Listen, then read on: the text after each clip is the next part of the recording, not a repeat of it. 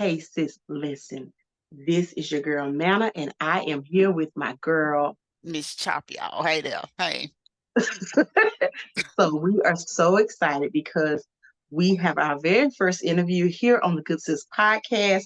And we want to tell you today we are interviewing the absolutely incomparable Miss Beverly Jenkins. Miss Beverly Jenkins is a bona fide giant in the literary industry.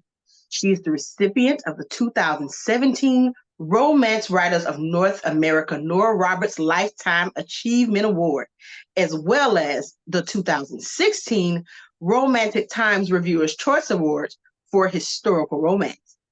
Since her publication of Night Song in 1994, she has been leading the charge for inclusive romance and historical romance. Miss Jenkins has also been nominated for the NAACP Image Awards in Literature. She has also garnered accolades for her work from the likes of the Wall Street Journal and People magazine, just to name a few, because it's plenty more. And her accomplishments only scratch the surface of why she has an army of dedicated readers and why she is widely known as the queen of historical romance. Y'all, I don't even want to talk no more. Let's go ahead and get into this interview.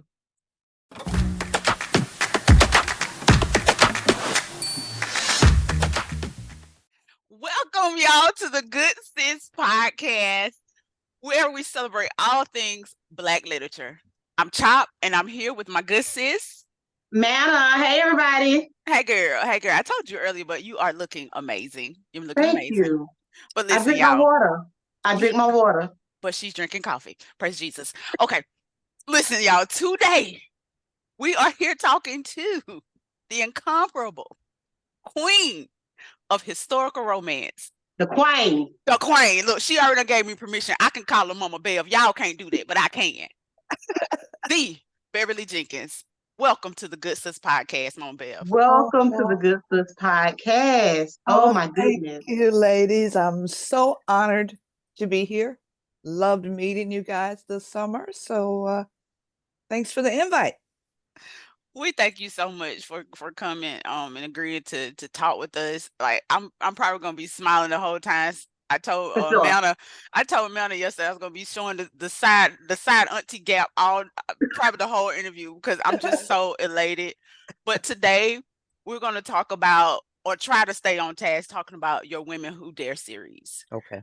In this series, y'all who have never encountered this series, the Women Who Dare series, it consists of 3 books: Rebel, Wild Rain, and To Catch a Raven. And when I tell you this series, I have gotten my life with this series, I'm sure Yeah. Meta can attest to that. Oh yeah. It's good. Any It's a good one. Listen, any book that Miss Beverly Jenkins writes is about. Just gonna say. That's true.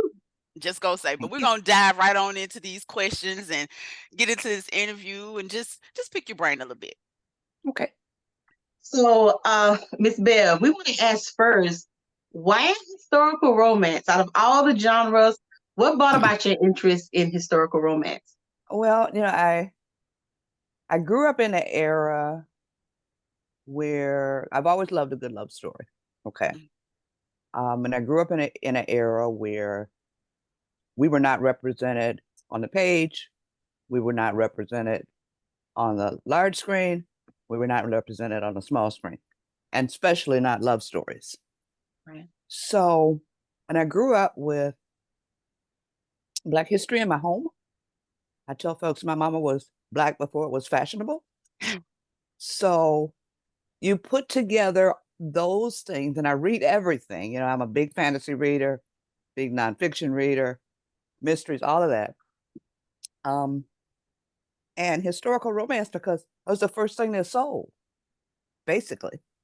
My first book that I sent out probably late 80s, I guess, maybe mid 80s, was so bad that I swear the rejection letter beat me home from the post office when I mailed it.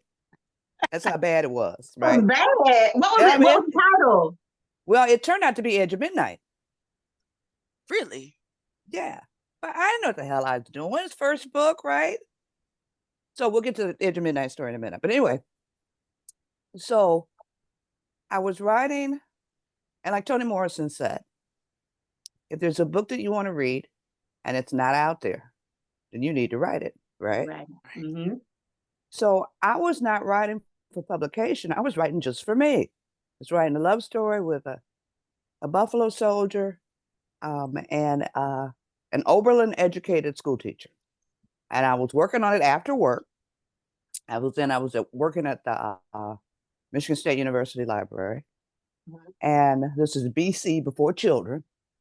So it's just me and my hubby, right? He was a printer and he played tennis in high school. So after work, he would go play tennis after he got all the ink off of him and all of that. And I would come home with either the books I had taken out of cataloging at the library, or I was working on this little story for me. So fast forward a little bit, and I sent that awful manuscript to Avon, which eventually would become my publisher. And there's a woman at work who had just gotten published.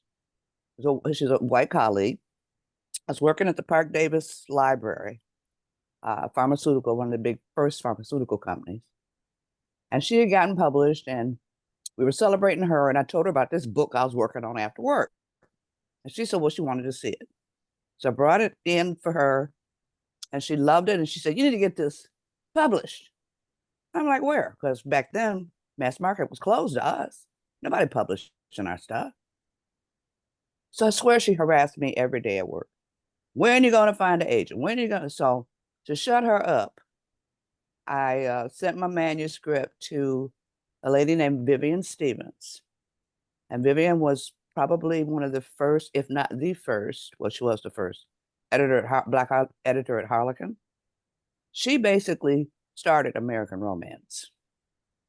She started out with Candlelight. And she basically started romance in America. And she also helped found the original RWA. So I don't know how I found her address. I cannot tell you. You know, God working in mysterious ways, right? Right. Mm-hmm. So I sent her my little raggedy manuscript, and this was the historical. And she called me at work like 3 days later. And she said, she was working she had gotten out of publishing, and she had a small literary agency.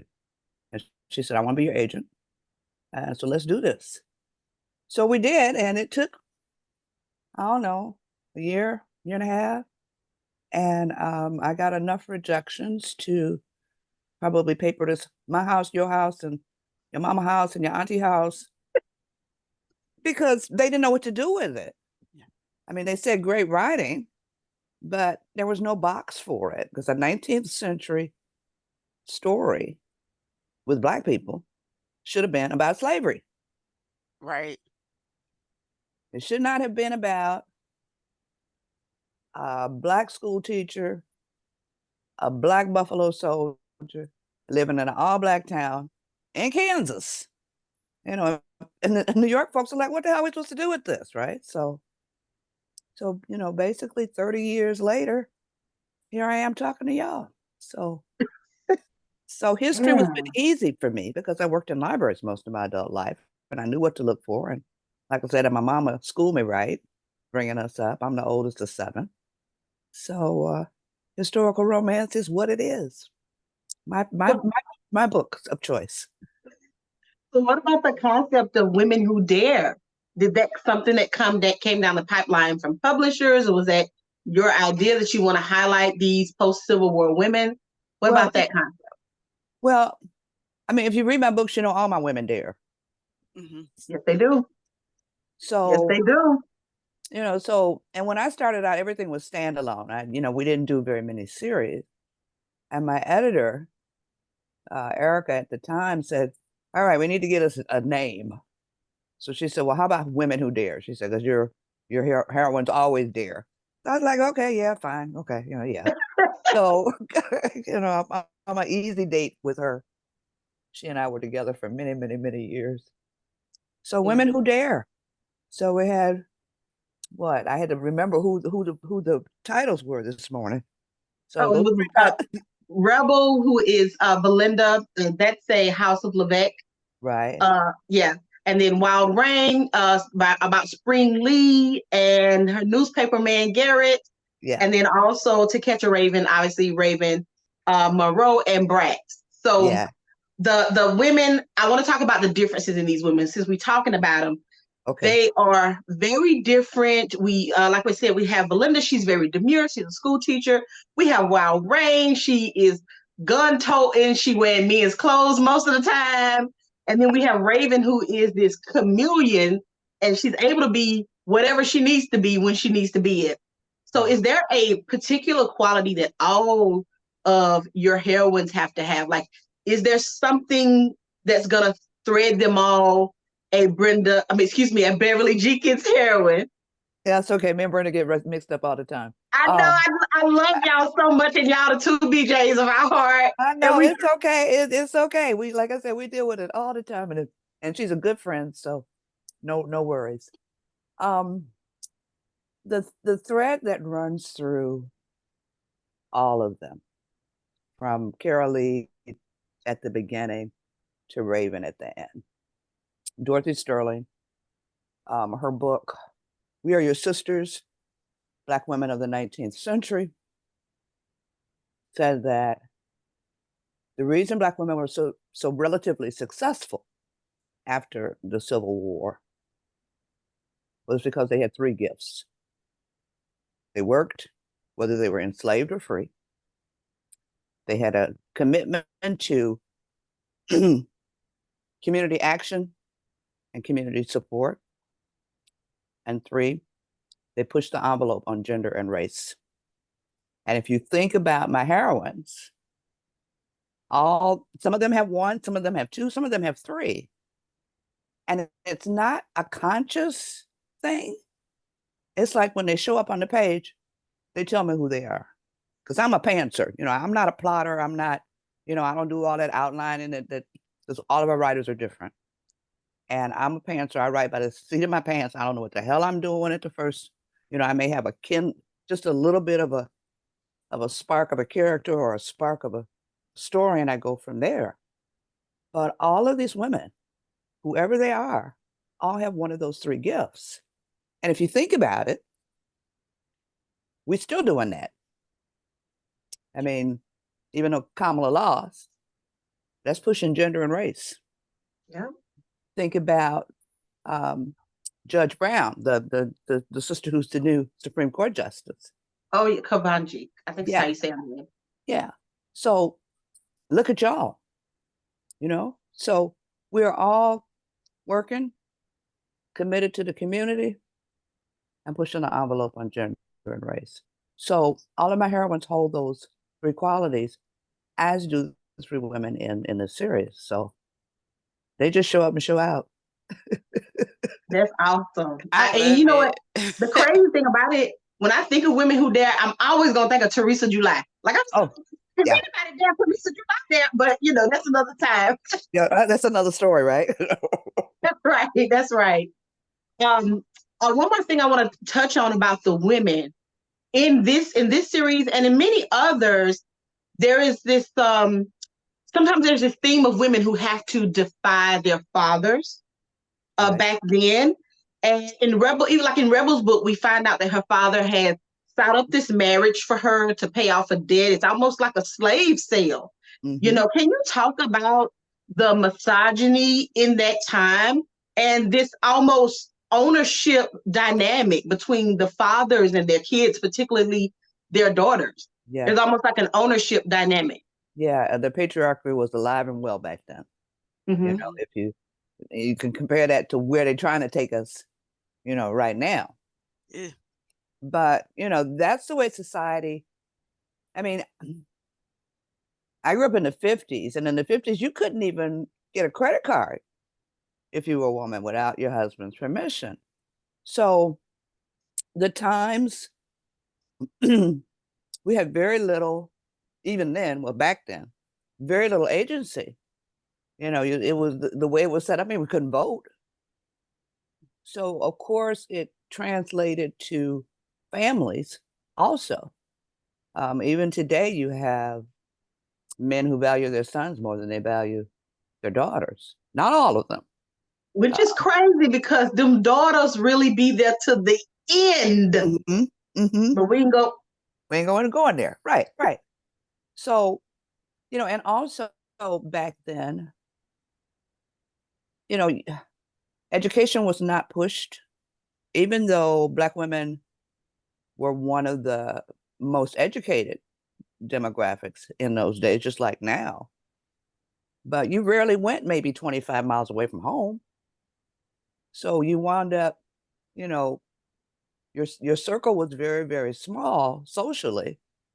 So you wound up marrying either the boy next door or somebody at church or somebody that your father knew.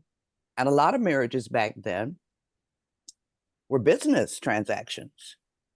Let me have your daughter and we'll start a business or maybe I need that land, so I'll offer my daughter. So a lot of dynamics going on, but very little agency on the women's part. But I think for me, my issue with it is, how can you not draw the parallel between your slave master trading you and you trading your daughter? Like, how can you not draw that parallel? Well, because you're a man and men rule, right? At least they think that. So, I have another book, Something Like Love, with Neil July and Olivia, where, she has built this business. She's got, her own money, and her daddy is like trying to arrange a marriage. So there she is at, what would be called a spinster age, running away from home so that she doesn't have to marry this man that her father has promised her to. She had very, very little agency as a woman, especially as a Black woman.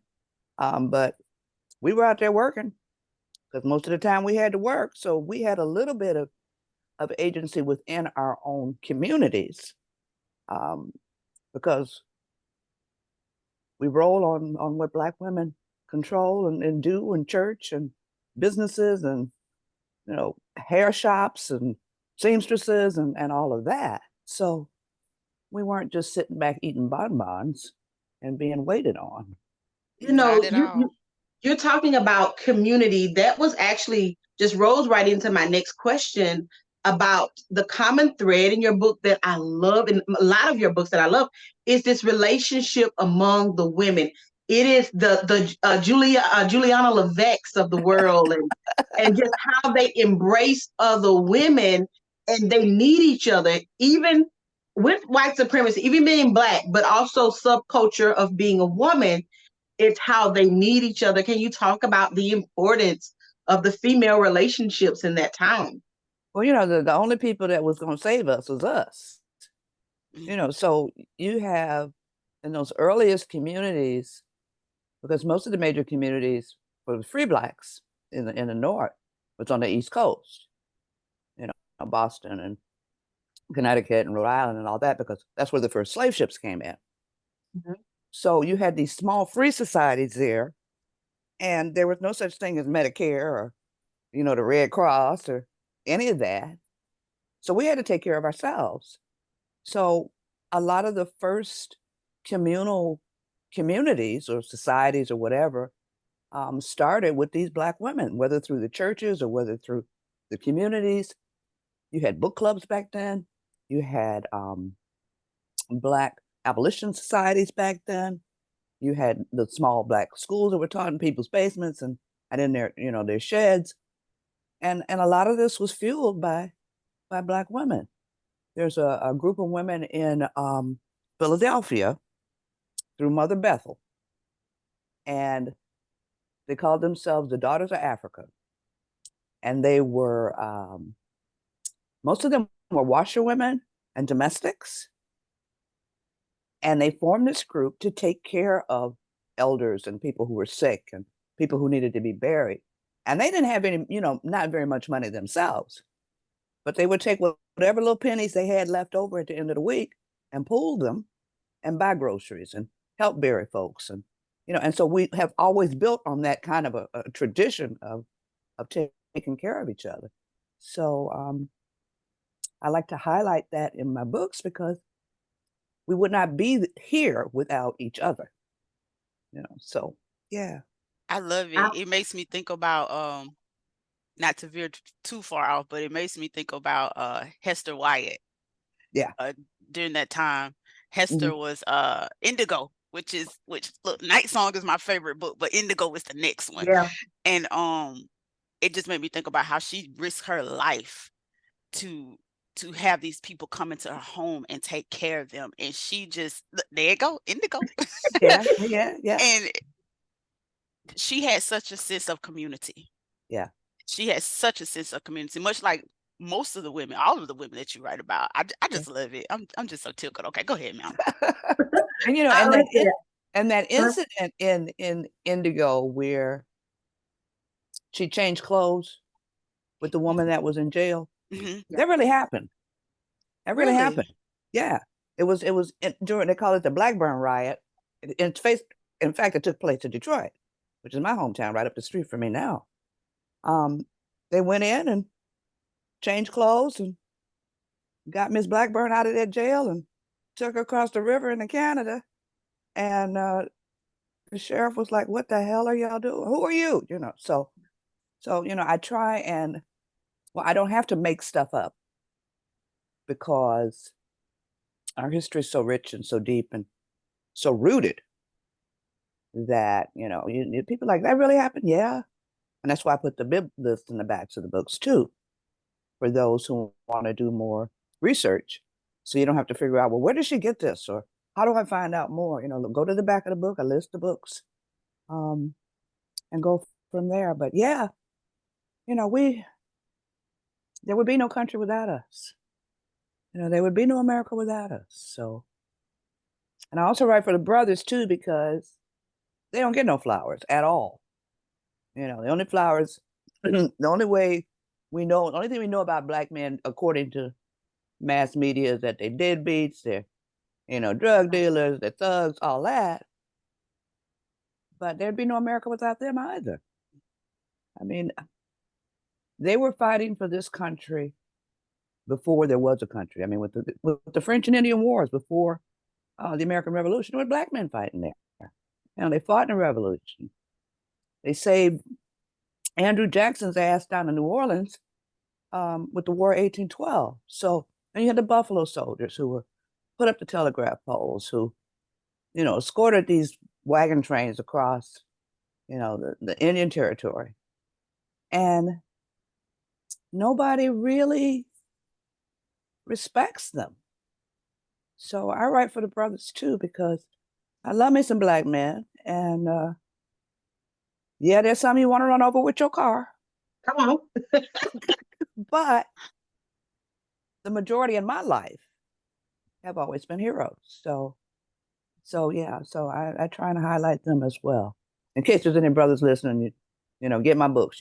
Especially the Westerns, you will love them. You literally just are going right into my next question, because my next question was, how do you write amazing Black men for strong female leads? Because all of these men, all the men you ever write, they have something absolutely amazing to bring to the table, and they definitely complete the women that they meet. They complement, if you will, those women exceptionally well. Yeah. So when you're thinking of a male character, how do you come up with it, or is it something in particular you look for? Well, like I said, just like the women, they just sort of show up. And if you think about my stories, the women are not weak, and they are not looking for men. They already got their shit together most of the time. So the guys are more like the icing on the top of the cake, or the cherry on the top of the soda, and they're always supportive, because that's who I saw in my life. Yeah.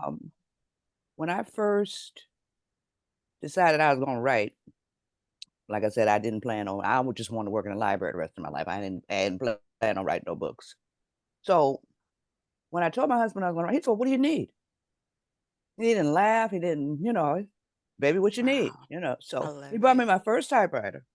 And, back then, this was late 70s, early 80s. And y'all not old enough, but maybe you know. Used to have these little close and play typewriters that people took to college. You could carry it. It was in like a little suitcase. A little case. Yeah, I didn't use them, but I know what they look like. Yeah. So he bought me one of those, and I used the front coat closet in our apartment, and didn't even have room enough for a chair. You know, I was sitting on the floor, and I had you spread my legs and put the typewriter in between my legs, and I could type in there, and I didn't have to clean it. All I could do was close the door. But he bought me flowers every time my book was published. He read my books. He said he was a little embarrassed at first, because of, all of the intimacy. I said, well, where do you think I got it from? And so, he dedicated quite a few of the books to him.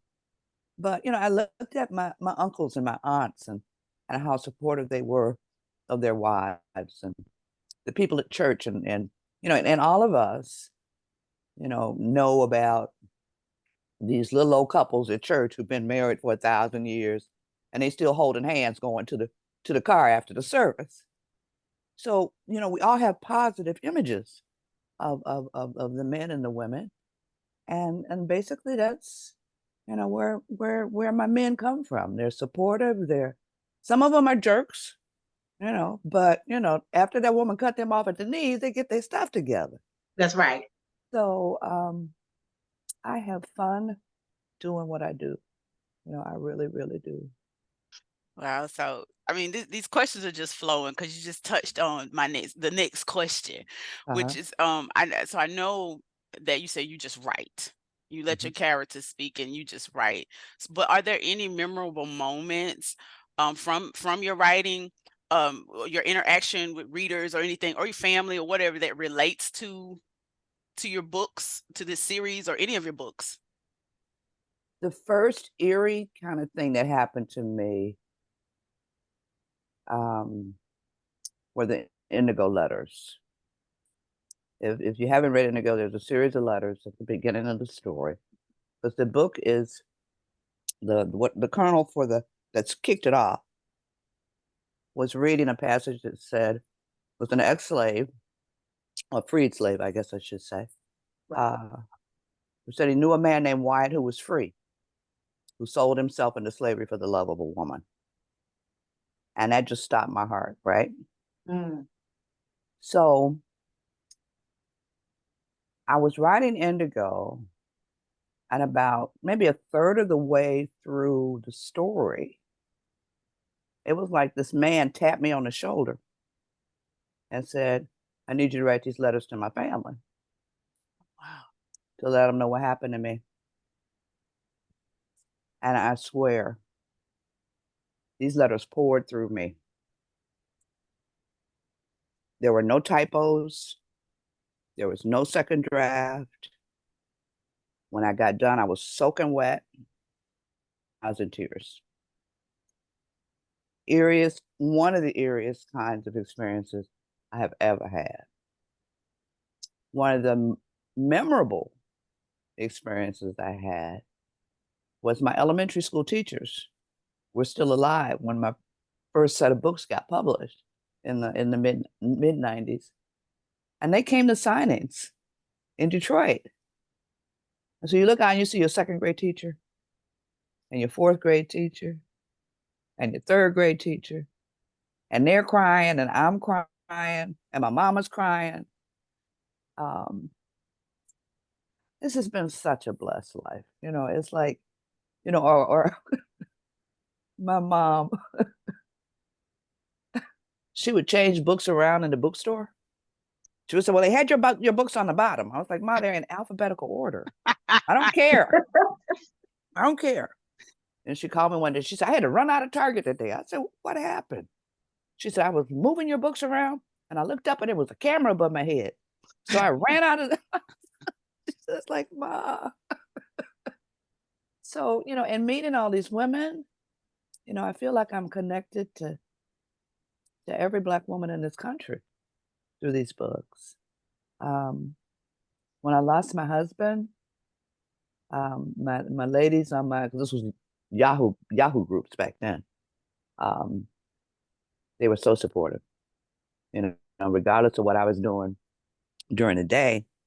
I knew that at night I could log on and they would be there waiting for me, and I could cry with them, or, you know, get that love or whatever I needed to be whole in order to keep going, because he was diagnosed in August and dead in November.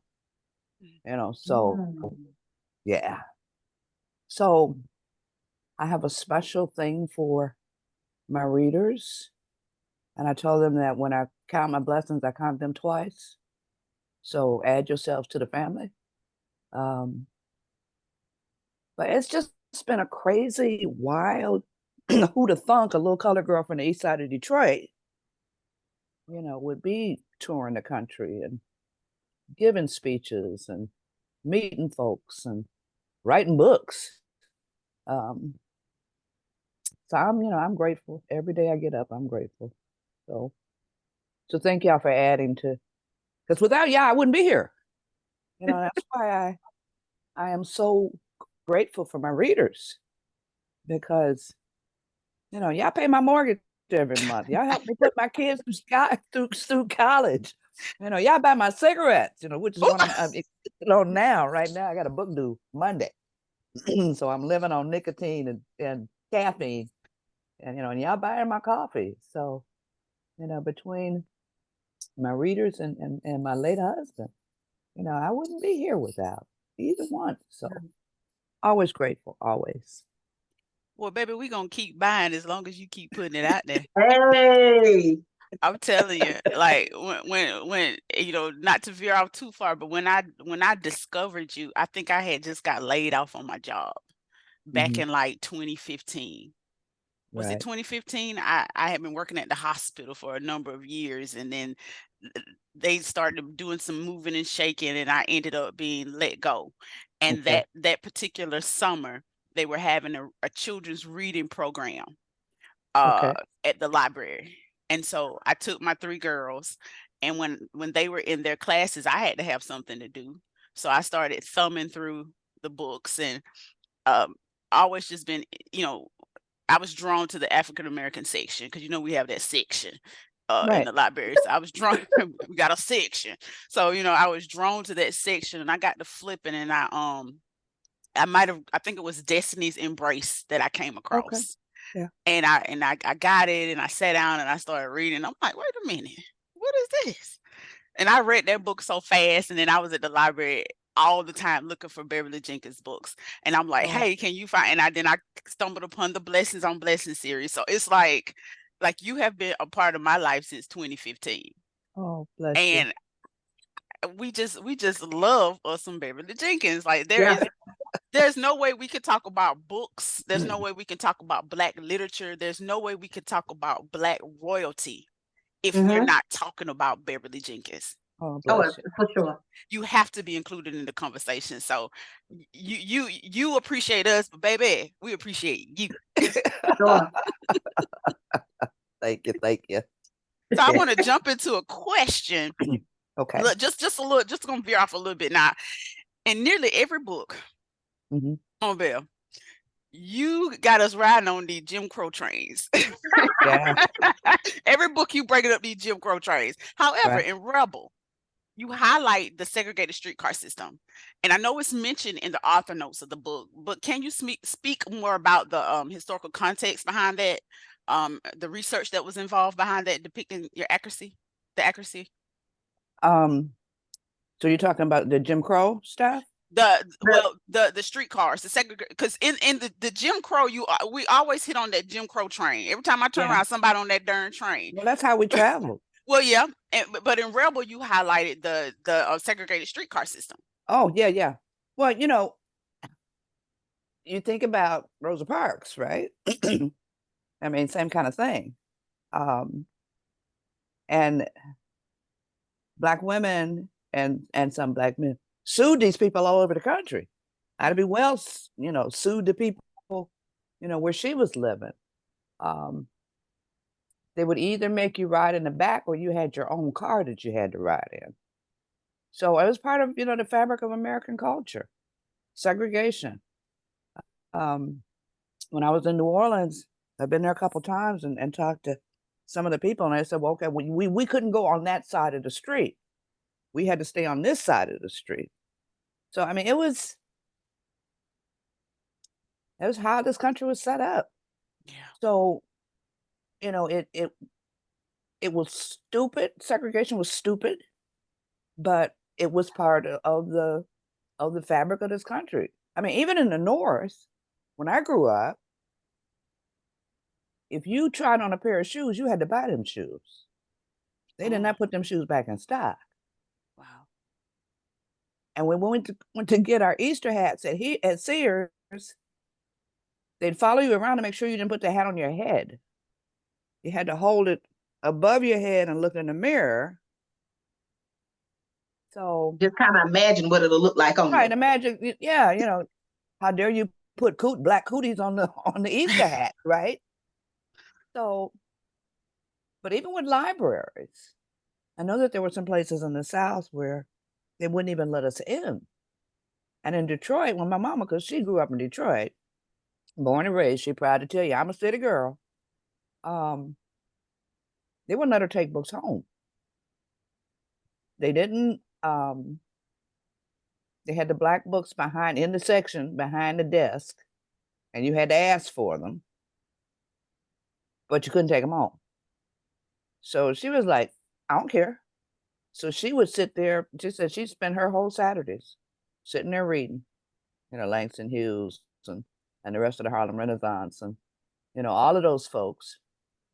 And so when it came time for me, because I went to the library every Saturday, and I'd bring back as many books as my skinny little arms could hold. And she didn't care what we read, as long as you were reading. And we could take the books home. So she was like, win-win. So we have always been very clever as a race. And no matter what America has given us, whether, it's you can't buy shoes or you can't put your Easter hat on your head, we have always survived. And we're going to survive this madness, present madness, also. So because we built for this, and they keep knocking us down, we keep getting up. So the history of the streetcars was everywhere, not just in the South. It was, in the North too. In some cases, people won. You still couldn't ride it, but they gave you money, so which we take. But yeah, it's and it's been so interesting learning that each minority group has had their turn in the box too. It hasn't been just everybody got their turn in the bus. Whether you're dealing with the Chinese Exclusion Act or whether you're dealing with the lynchings of the Chinese in California, the race riots in Denver with the Chinese. They just took all the Mexicans' land, from what? Arizona, New Mexico, and all of that with, the Mexican-American War and the Treaty of Hidalgo. So it's been interesting learning all of this stuff and being able to share that history. Because somebody said, when you educate a woman, you educate a race. Wow, that's right. So I remember early on in my career, one of my ladies, I think it was her grandson, he had to do a Black History report. And in school, there ain't but 5 Black people in Black History Month, right? Come on now. So I don't remember who he did. I don't know if he did the Black whalers in New England. I don't know, or the Black cow. I don't know what he did. But anyway, the teacher was blown away. And she said, well, where did you get this information? He told her, my grandmama's Miss Bev books. Right. That's right. So the idea that my readers are sharing this information and this history Mm-hmm. with their kids and with their grandkids, it's a good thing. I think I'm on my fourth generation of readers now. They got the old hens like me, and then their daughters, and then their grandchildren are in college now. So, and some of them are married, and they're reading the two young adult books.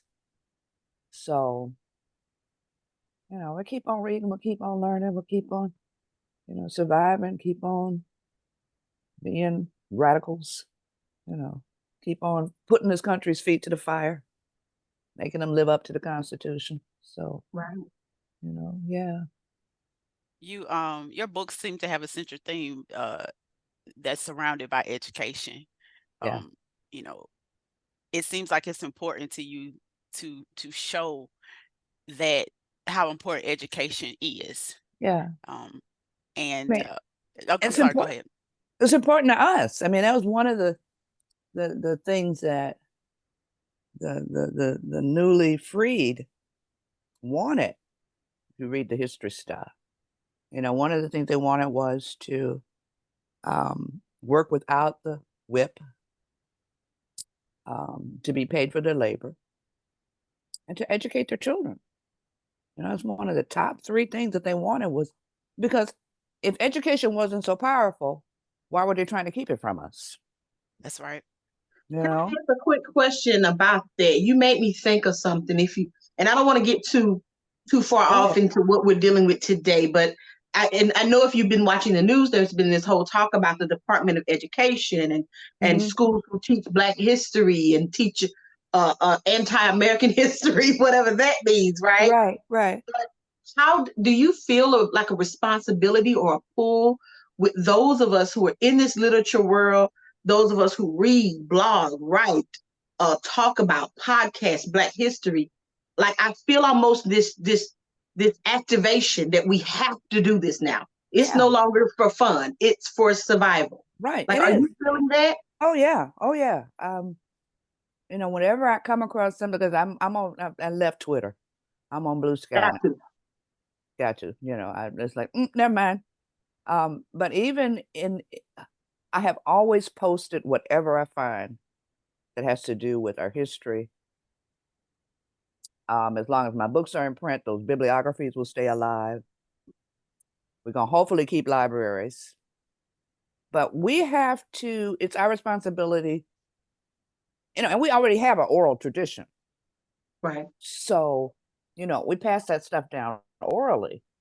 But yeah, I mean, I definitely agree with you that it's up to us, because can't nobody help us but us if this Project 25, goes into effect. So, teach your babies and teach your children well, as Crosby, Stills and Nash said in the 70s. Teach the children well, because it's our responsibility to make sure that they know who they are, how valuable they are, and the great history they have, and on whose shoulders they stand, because we all standing on them ancestors' shoulders. But yeah, no, you're not wrong. It's our responsibility. But I have always pushed, that's my gospel, is that Black history. So, my ministry is to push that history. So we're gonna keep pushing, because like I said, ain't nobody gonna save us but us. Wow. So yeah. But for those who don't know, who have not read your books can be used as tools to educate, because you have so much history in those books. I remember reading, learning about the history of the hush puppies, the history of the Saratoga chips, little stuff like that. And I would stop reading and go and get on good old Google and start looking this stuff up, because it interests me. And with the banning of the different books and things of that nature, it's so important to have this type of material on deck so that we can go back and look. And your books are a part of that. Your books are a part of all of that. Yeah. And if you can, and some of us have a lot and some of us have a little. That's right. So if you can start a history library in your church, or you can start a history library at home for your community and your family, it might be the time to look into that, you know, because they ain't gonna believe it if it ain't written down. Right. So yeah, just one way you can fight back is to start amassing as much of the history as you can in whatever form it takes, whether it's taping the stories of your grandmother, and how she grew up and the way things were and family histories and stuff like that. So we've always been very clever about getting around the bullshit. So, I'm trying to be very professional here. Some I can the air be blue by the time I get done, but we figure it out. We'll figure it out. Yeah. Yeah.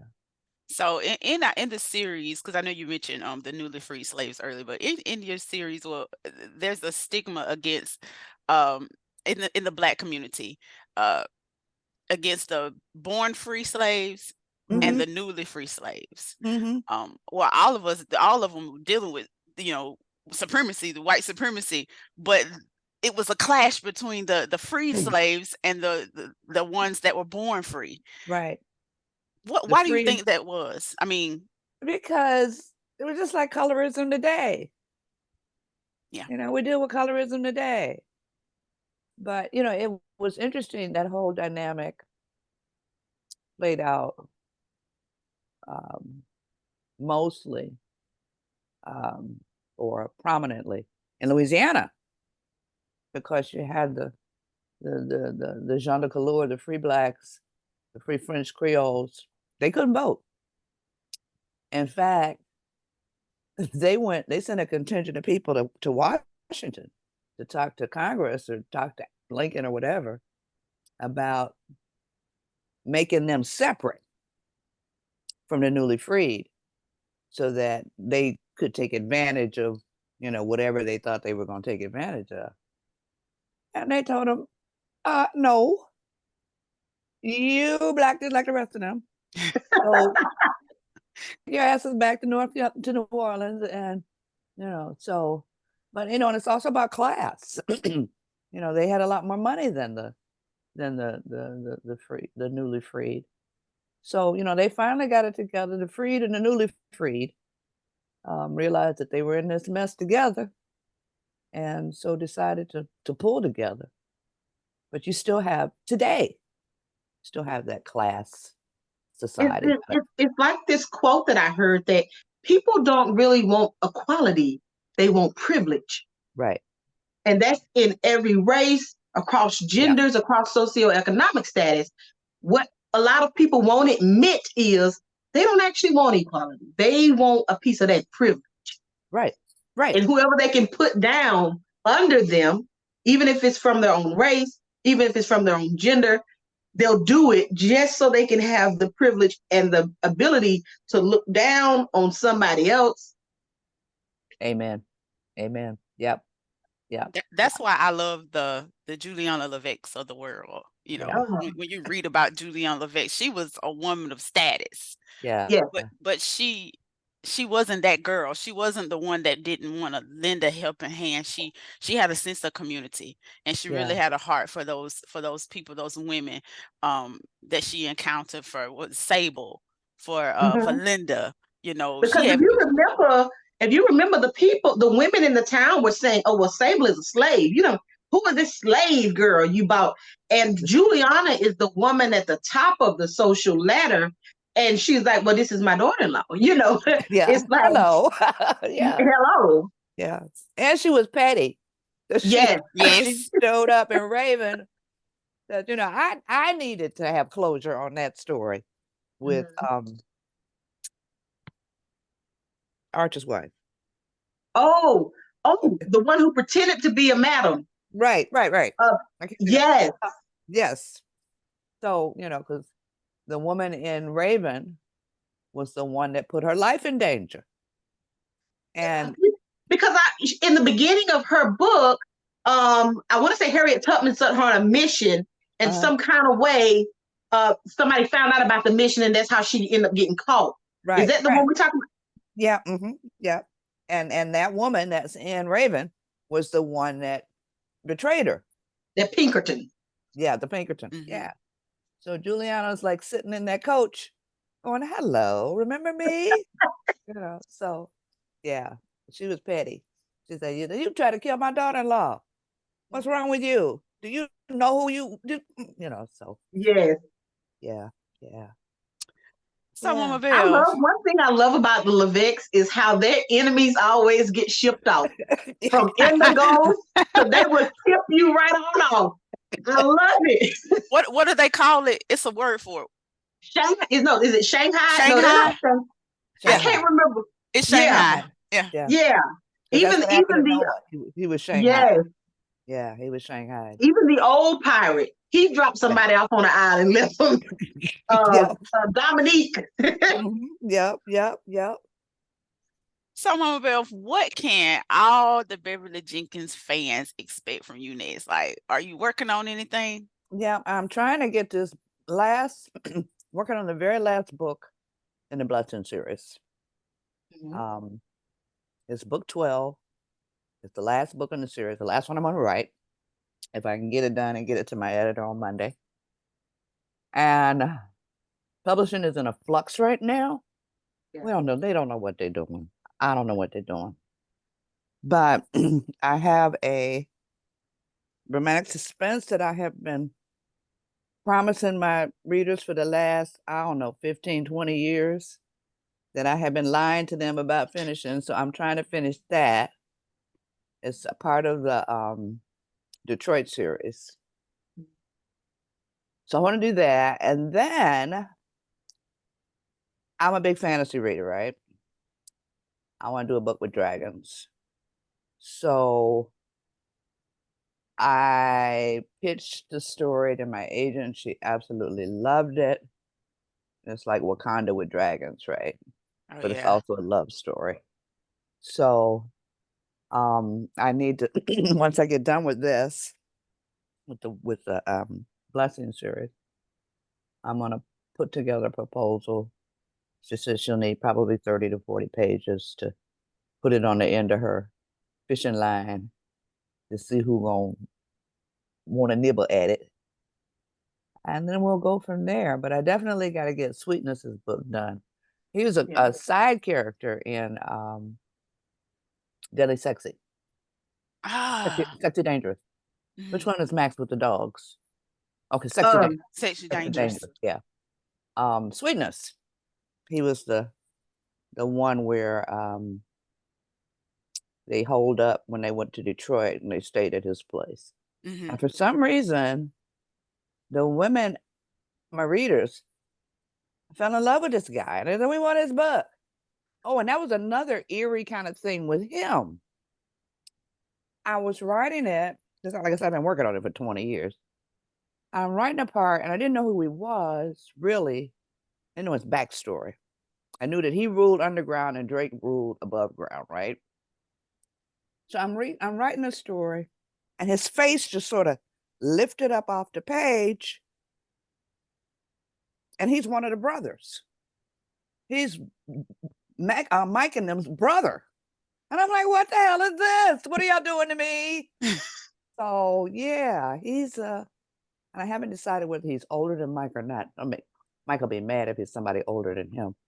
But yeah, that was kind of eerie. Because he's got these gold eyes. And it was like his face just rose up off the page. And I'm like, what the hell? So, yeah. Lastly, how can fans reach you? Or let me ask you, do you even want fans reaching you? I do. Okay. I got the website. Okay. And there's a newsletter also.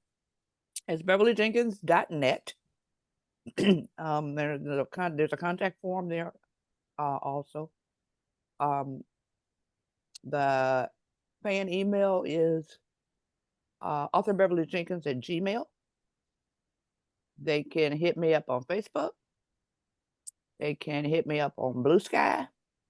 I'm Miss Bev at Blue Sky, social, whatever, just type Miss Bev in or type my name into the search Come on box. over on Blue Sky. Girl, it is Everybody leaving so Twitter and just go. wonderful. Oh my I'm coming. God. I need to do it today.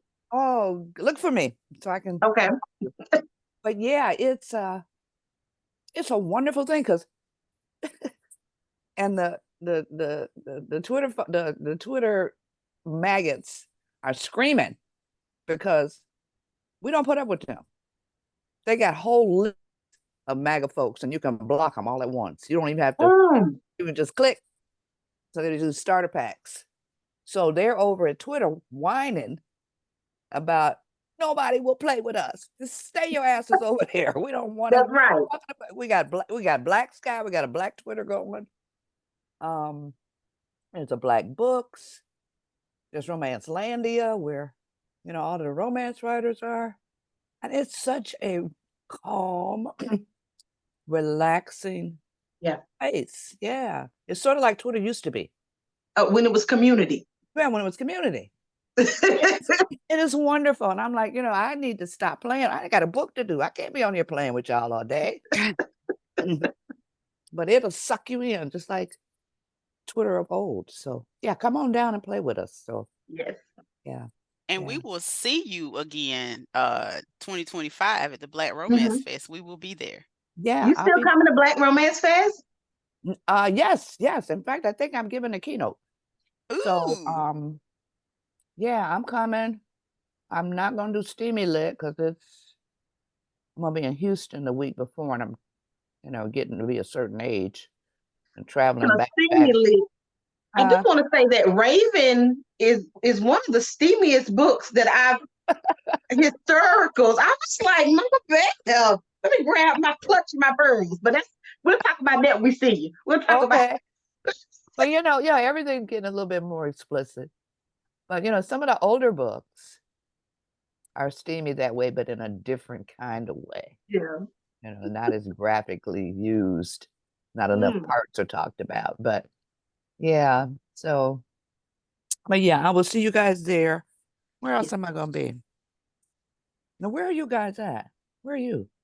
We're in Georgia. Oh, okay. All right. Okay. Yeah, I'm coming down. I ain't been in Atlanta in a while, so.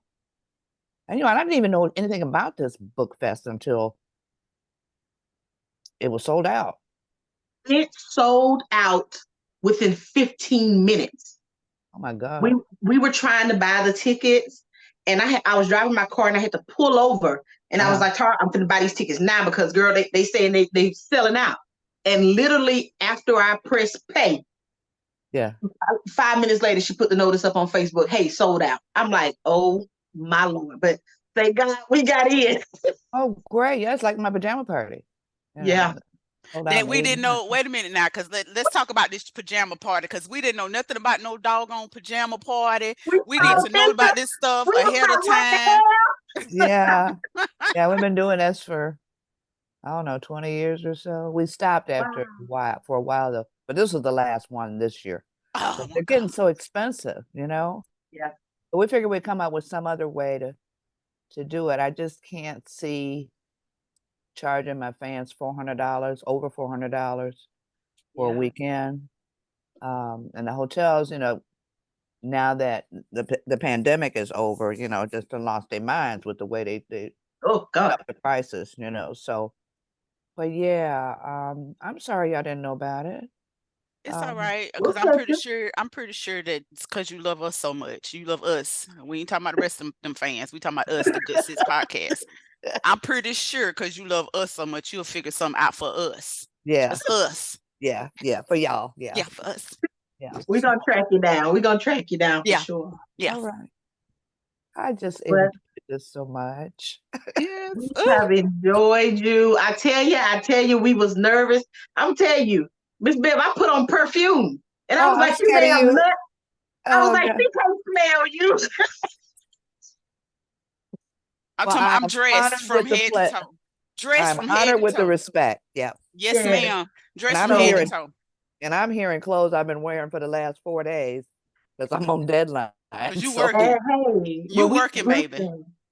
We ain't gonna take up too much more of your time, but we want you to know how We absolutely appreciate you talking to us.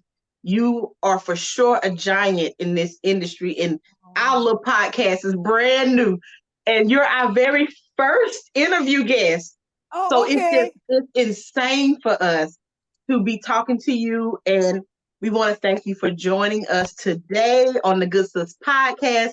Everybody who is watching this, follow us, follow Miss Bev on all social platforms.